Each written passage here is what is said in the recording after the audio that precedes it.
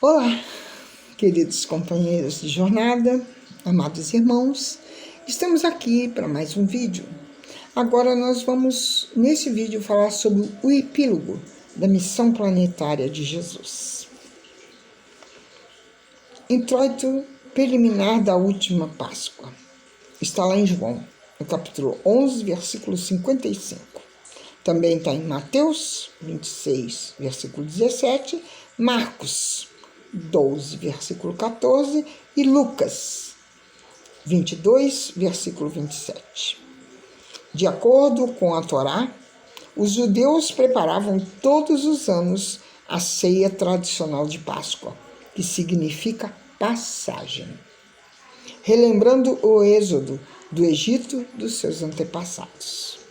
Para os cristãos, a Páscoa encerra o sentido da ressurreição, isto é, a passagem pela libertação do Espírito para ressurgir na terra prometida do mundo maior. Jesus enviou 2 dos seus discípulos, Pedro e João, para que se encontrassem em um aguadeiro comum naquela época, seguindo até a casa do seu chefe com a recomendação de perguntar ao dono da casa onde seria o aposento em que ele e os discípulos se reuniriam. Essa passagem nos favoreceu a interpretação de um prévio entendimento entre Jesus e o dono da casa, que já tinha um cenáculo, quer dizer, um refeitório pronto para a Páscoa. Emmanuel, no livro Pão Nosso, na leitura números 144, entende que esse cenáculo mobiliado, como o perfeito símbolo do aposento interior da alma, significando que a cada dia limpa-se e ornamenta-se a casa espiritual com fé e higiene mental para a grande comunhão. O preceito da higiene judaica indicava o lava-pés, as mãos e o rosto antes das ceias. Assim o fizeram e sentaram-se à mesa. Jesus, pronto para o seu grande momento, sabendo que viera de Deus e a Deus voltava, exemplificava aos seus discípulos amados a humildade santificante.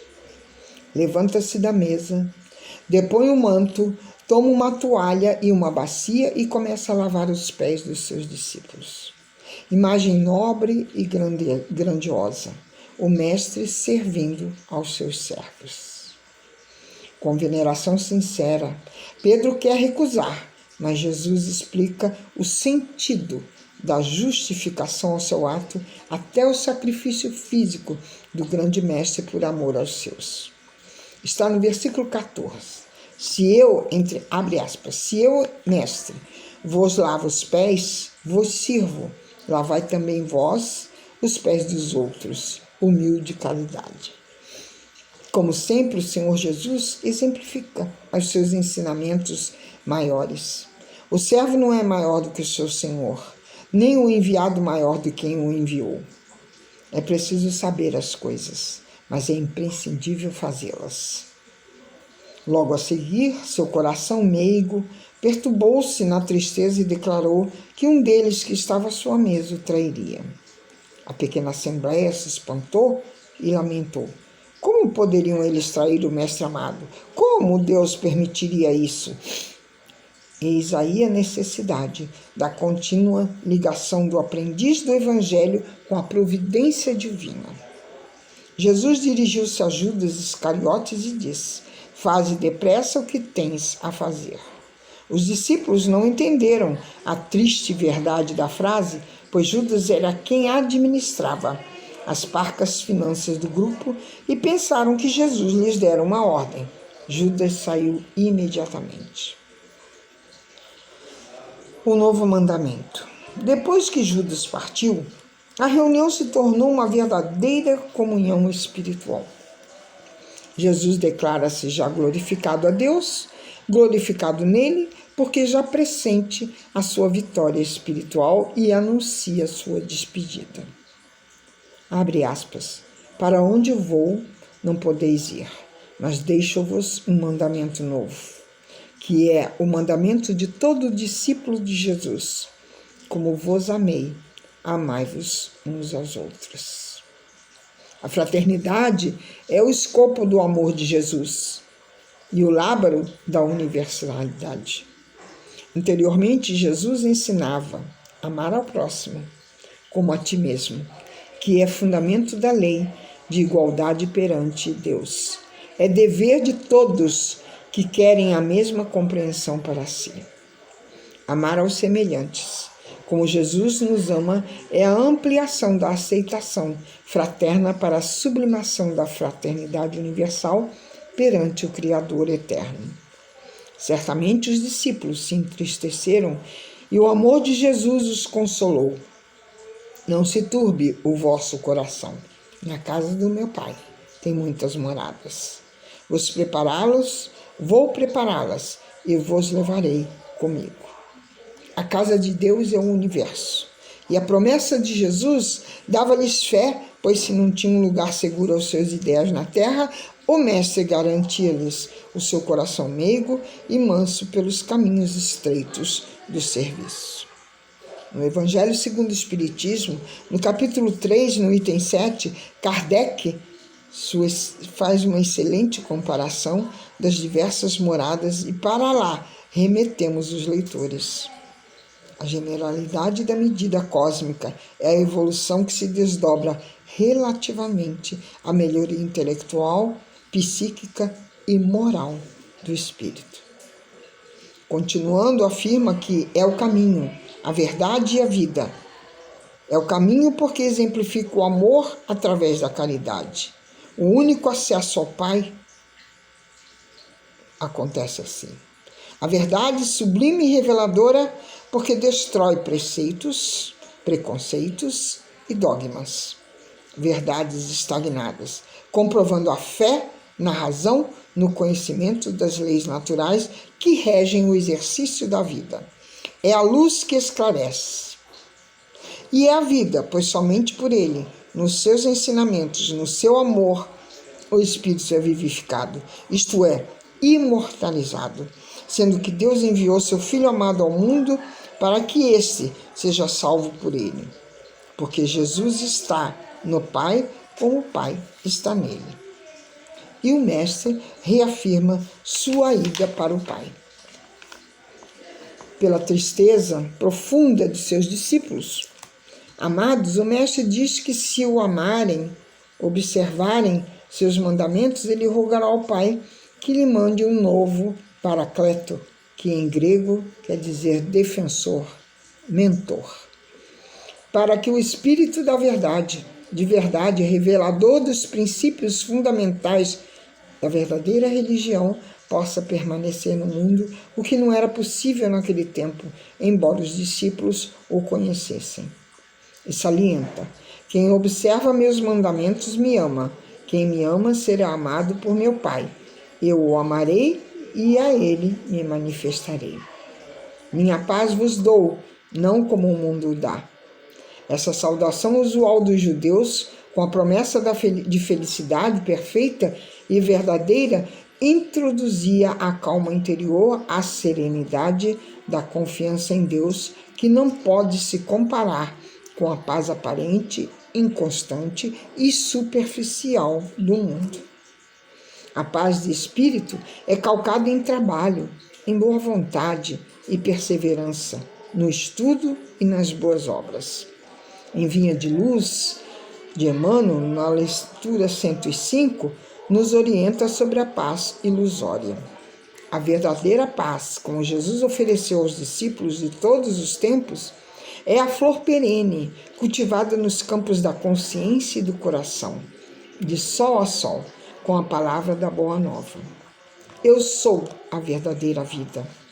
Nessa imagem de metáfora, Jesus explica que o Pai é o agricultor dessa videira, da qual, podado todo ramo que está infrutífero, pois todo fruto é resultado final de um trabalho vivo, para que ela se fortifique e dê mais frutos. O ramo que já está podado, isto é, preparado pela palavra de Deus, permanece nele, como ele em nós, brotando para a nova vida. O ramo que não fica na árvore seca e é lançado fora. Em mais um momento solene, o Mestre diz aos seus discípulos que é o amigo divino. Não mais vos chamo servos, porque o servo não sabe o que o amo faz, mas vos chamo de amigos, porque tudo o que ouvi do Pai vos dei a conhecer. O Mestre esclarece aos discípulos que eles não são deste mundo, mas estão neste mundo.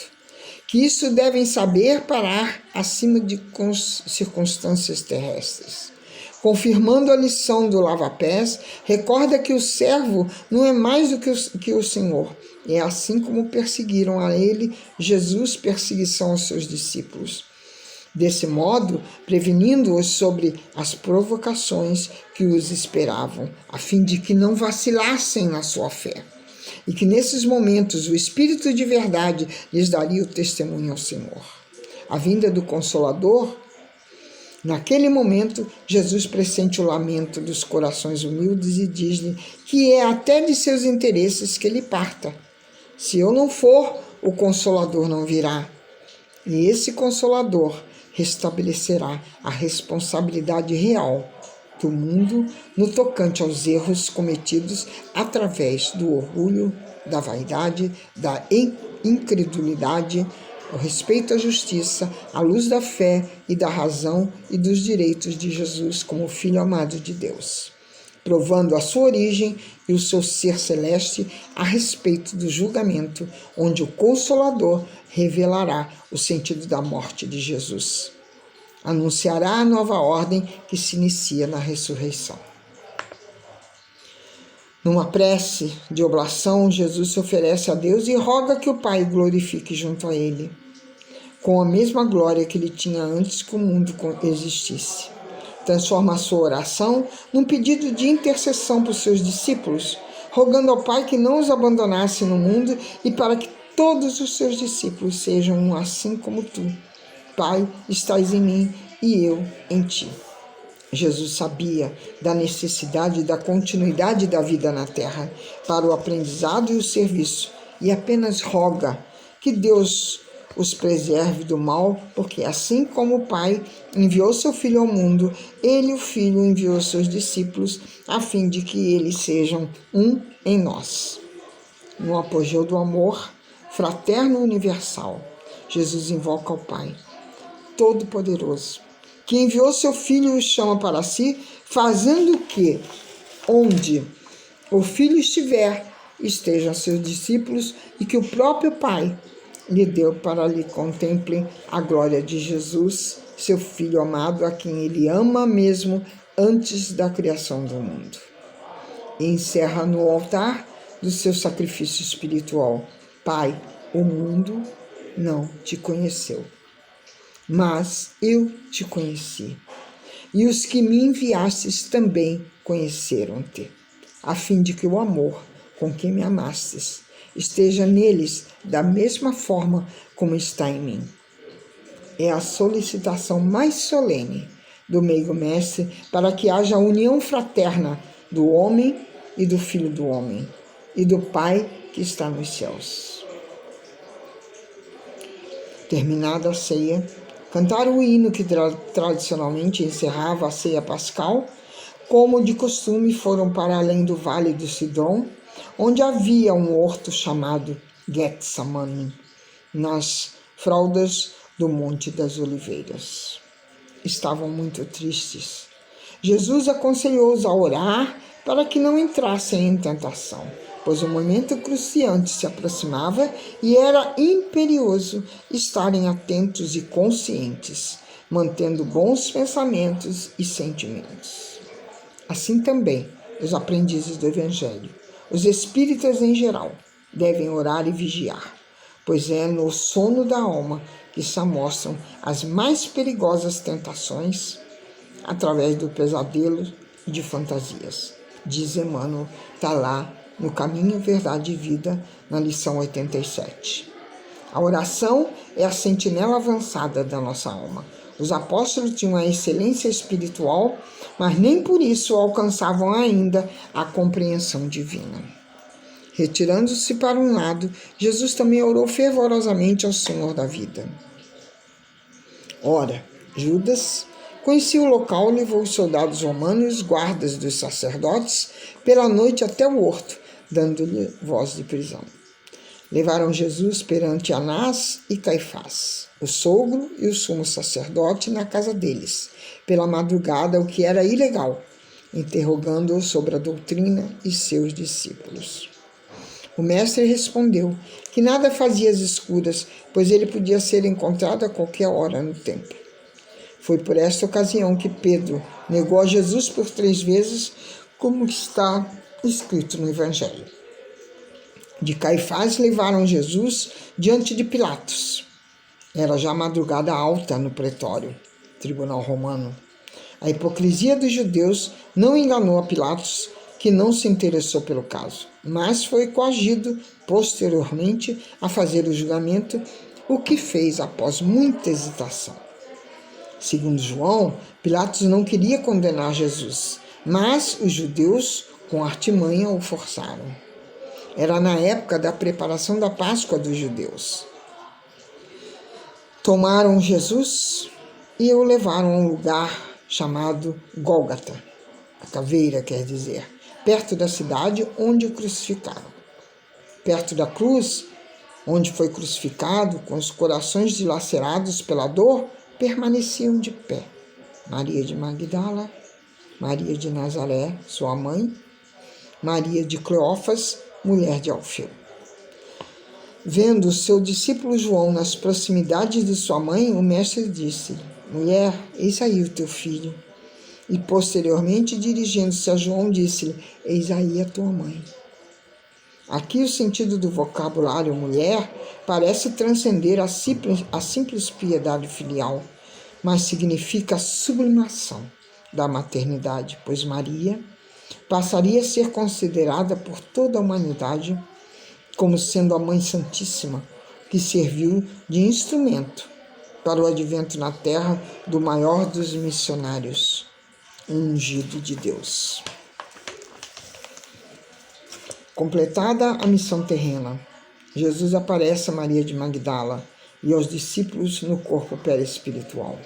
Em outros eventos, Jesus aparece aos apóstolos, em recintos fechados, dando testemunho de que a vida não se encerra no túmulo, de que o espírito é imortal. Se o mestre dos mestres se mostrou em espírito e verdade, desde então pode-se entender como dignas todas as relações com a espiritualidade superior no mundo maior. Os recintos fechados significam a proteção às vibrações tumultuadas, comuns aos ambientes terrenos desavisados. E em todas as assembleias reunidas em nome de Jesus, em todas as religiões, ele aí estará, como ele afirmou. Graças a Deus e graças a Jesus. Beijos em seus corações.